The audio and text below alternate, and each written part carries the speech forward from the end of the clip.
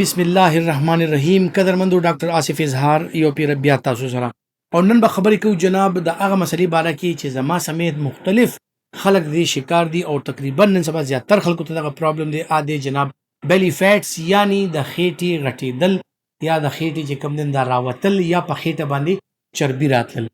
نو دا عمل چې کوم دی په نارینو کې او په زنانو کې خصوصا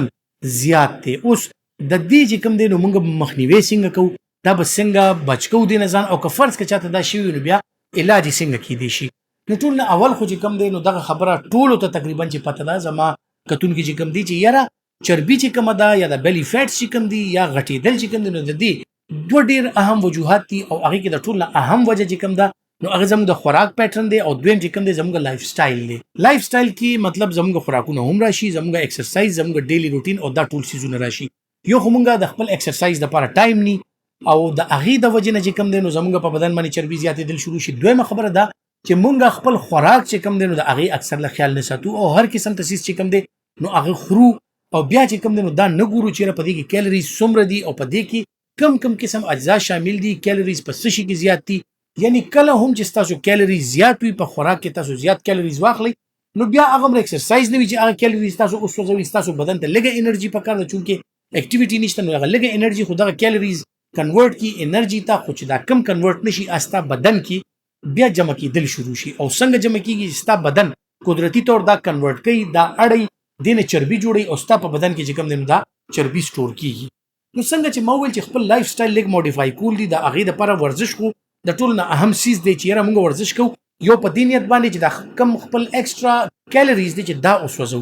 دویم خصوصا د خېټې دپاره خپل ستاسو ټرینر چې کوم دی، فزیوتراپیسټ چې کوم دی یا ایکسرسایز چې کوم دا کوي، جیم ایکسپرټ چې کوم دی نو هغې ته پته ده چې ګوري د کم ځای چربي کمولو دپاره او د کم پټو مضبوطولو دپاره کم قسم ایکسرسایزز دي چې ضروري دي.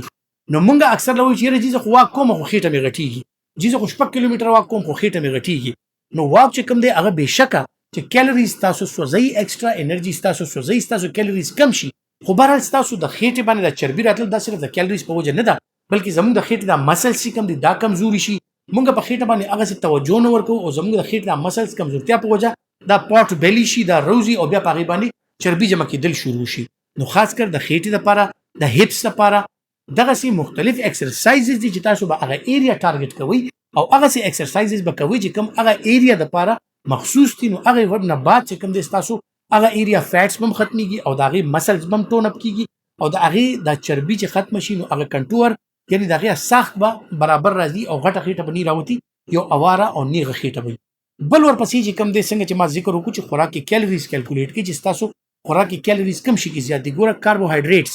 یعنی خواږه کم وخورو، کم څیزونو کې چې کاربوهایډریټس ډېر زیات دي یقیني طور چې هغې نه به څه کیلریز مونږ وسوځو، خو ډېر چې کوم دی نو هغه سټور کېږي. نو دا به چېرته سټور کېږي؟ مونږ ته به فیټي لیور کېږي، په جګر باندې به چربي راځي، همدغسې په خېټه باندې، همدغسې په هپس باندې او په بدن باندې به چربي راځي او انسان نه چې کوم دی نو منګې یا چاټۍ جوړېږي او هغه په ځان باندې خبر نه وي. دویم څیز چې کوم دی بیا فیټس دي یعنی چربي ده چې د کوم مونږ استعمال کوو. نو زمونږ خوراکونه که تاسو وګورئ نو اکثر له چې کوم دی نو دا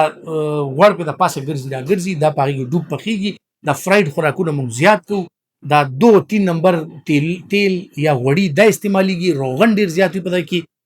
زمونږ په کټوۍ روټۍ کې. بله دا ده چې جي پراټې او پیکوړې او سموسې چې کوم جوړېږي دې څیز نه، خصوصا سموسا چې میده وي په هغې کې الو وي نو کاربوهایډریټس پکې ښه ډېر دي، بیا په هغه غوړو کې هغه تلیدلي وي نو دومره کاربوهایډریټس او دومره آیل وي پکې چې هغه زموږ د صحت لپاره ډېر ښه نه ده. پیکوړې که موږ ذکر وکړو هغې کې بیا هم بیسن دی، بیسن کې دونه کاربوهایډریټس نشته که هغې کې موږ سبزیانې واچو، خو بهرحال فرای کېږي خو په تیلو کې نو هغه د تیلو لږ ډېر اثرات به وي. که تاسو وزن کمول غواړئ نو د ډیپ فرایډ سیزونه یا تلیدلي سیزونه، دغه خواږه سیزونه چې کوم کې کاربوهایډریټ زیات دي هغه کم کوئ. خاص کر د غنم روټۍ نن موږ سبا چې خورو، د جرندې اوړه نه خورو، خړ اوړه نه خورو، بل چې کوم دی نو د وربشو اوړه نه خورو،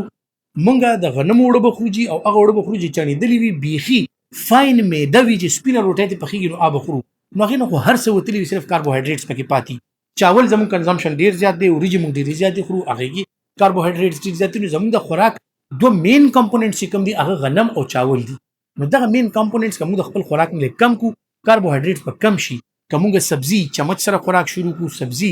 ډېره خورو، فروټ ډېر خورو، دغه دالونه، چڼه، لوبیا وغیره دا څیزونه زیات خورو چې پروټینز دي پکې، غوښه چکن مې دا زیات ورو چې پروټینز دي پکې پې شملې ماسته دا زیات ورو چې پروټینز دي پکې نو هغه کې موږ ته فیټ سم کم شي کاربوهایډریټ سم کم شي قدرتي طور کې تاسو ایکسرسایز لګم تاسو اکټیویټي کم هم وي خو تاسو د خوراک پیټرن او ایکسرسایز پیټرن بداسي چې تاسو به خېټه هم نه غټيږي او تاسو به وزن هم ان شاء الله نه زیاتیږي بل دا زما خپل داسې پیشنټس دي زما خپل داسې کلاینټس دي چې اغي صرف محض په دې ډایټینګ باندې او ایکسرسایزز باندې خپل وزن چې کم دی نو 15 سے 20 کیلو په سوسو میاشتو کې بغیر د دوايي نه او بغیر د انجکشنونو او بغیر د سرجری نه کم کړی دي نو دا بالکل کمیږي خو تاسو په خپل ډایټ باندې غور وکړئ خپل ایکسرسایز خپل اکټیویټي باندې غور وکړئ هغه ډایټ علي چې کم کې لکشان